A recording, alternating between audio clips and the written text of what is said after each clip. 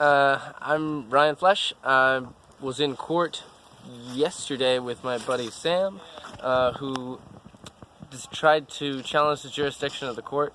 Was it subject matter jurisdiction or what? Subject matter jurisdiction, lack of subject matter. There was basically a line that he memorized to try and have that happen for him in a good way. He knew he was going to go to jail, but I don't think that he was prepared for them to ignore him, because that's kind of what happened. He didn't have anything else to say after that because he doesn't understand it, so it's a very difficult thing to go about. I respect him for trying, and I respect his courage for going to jail when he knew he was going to end up being put into custody, but it would be... Here, hold on, let them pass. Yeah.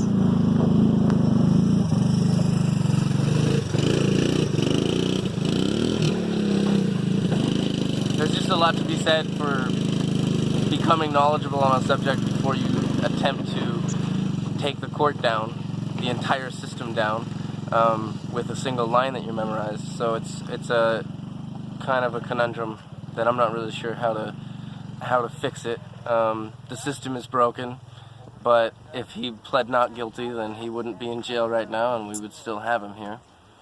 There's that. It's difficult for me to know which is the best way to go about it. On another note... Sam what? What was his last name? Samuel Russell. Samuel Russell. And he got tried, you told me he got tried for contempt of court? They put him into custody for contempt of court. He was there for criminal trespass and inciting a riot, which there's also video of. He's on his hands and knees praying, inciting a riot somehow. So that's another matter. And he could be fighting that with lawyers with a not guilty plea. Instead, he's in jail waiting for either himself or the courts and the jail to lose stamina, because one or the other is going to happen eventually. They'll keep him for 12 to 20 days.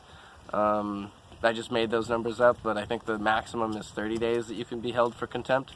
Another guy was held for 17 days for the same reason and then let out.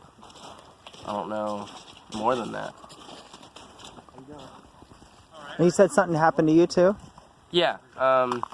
2 weeks ago on Wednesday, when they opened up the barricade and invaded, they came to invade the Western High Ground camp, the last child's camp. And I was digging out a tent, so I grabbed a prayer sign and went up there to try and hold the line to protect the road going up to that camp, and was holding a two-person prayer sign that said, "Water is life, protect the sacred."